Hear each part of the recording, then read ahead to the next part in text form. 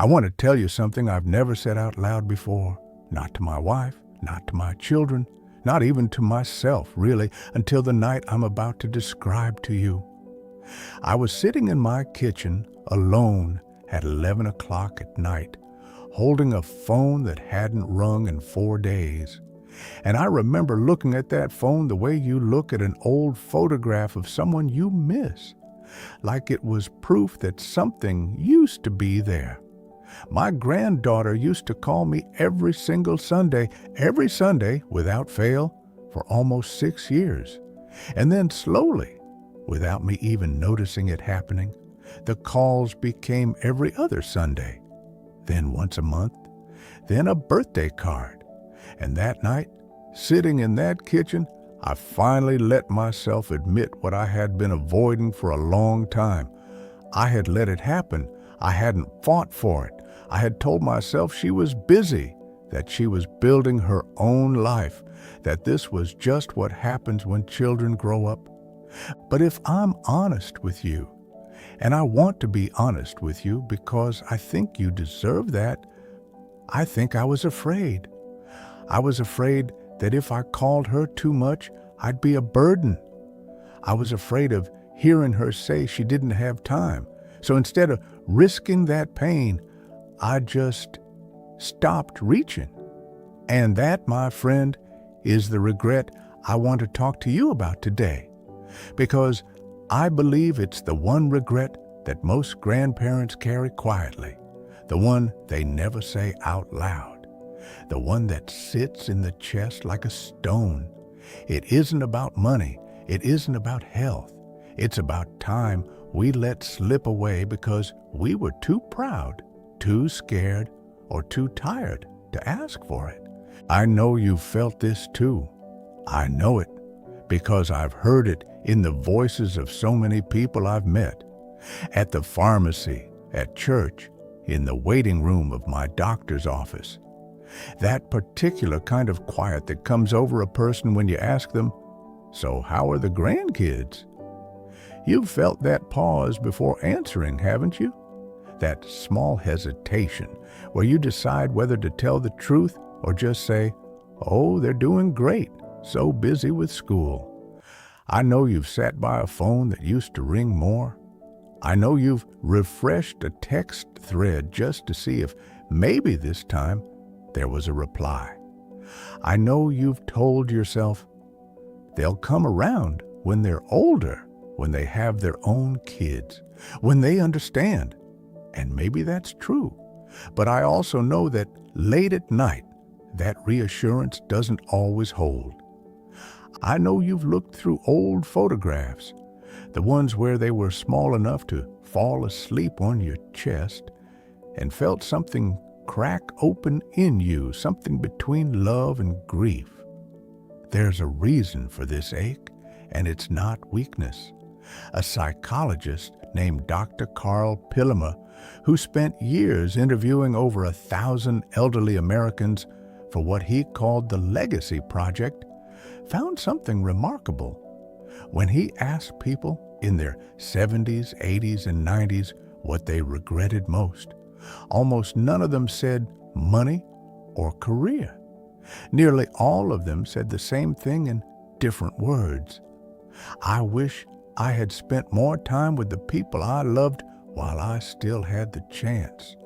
That stopped me cold when I first read it, because I realized I wasn't alone in this ache, and neither are you. Let me tell you about the day everything became clear to me. It was my granddaughter Emily's 10th birthday party 3 years ago, though it feels like it happened both yesterday and a lifetime ago. I remember standing in the corner of that noisy living room, holding a cup of lemonade I wasn't really drinking, watching her open presents from her friends, kids I didn't know, laughing at jokes I didn't understand. And when it came time for family photos, she ran and hugged her other grandfather, her mother's father, tied around the neck, laughing, comfortable, easy. And when she got to me, she gave me a polite little hug, the kind you give a nice uncle you see twice a year. It wasn't cold, It wasn't unkind. It was just distant.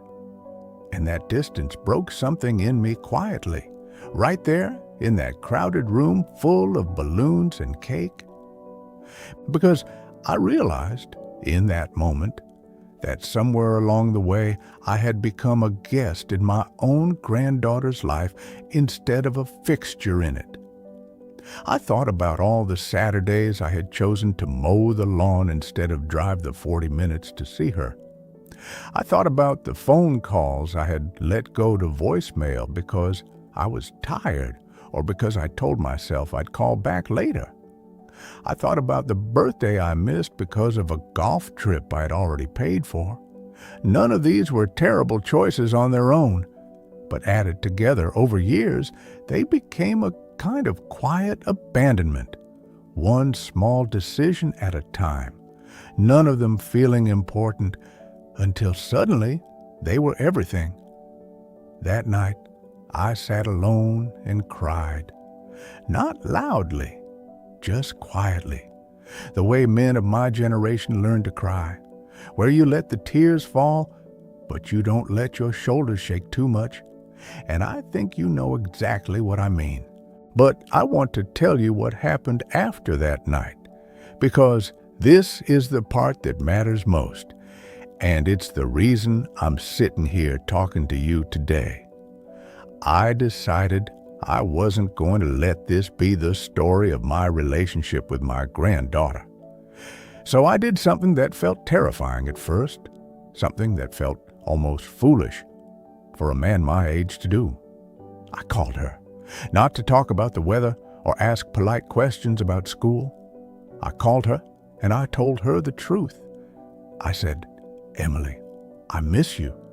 I know I haven't always shown up the way I should have, and I want to change that, if you let me." There was a long pause on the phone, long enough that I thought maybe I had made a mistake. And then she said quietly, "I thought you were too busy for me, Grandpa." That sentence undid me completely, because I realized she hadn't pulled away because she stopped loving me.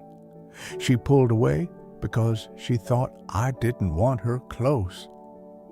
What happened next changed everything for me. I started small. I asked her to teach me how to video call properly, since I'd always claimed I didn't understand the technology, which was mostly an excuse. I started sending her one text a week, just a small thought, nothing that required a long response.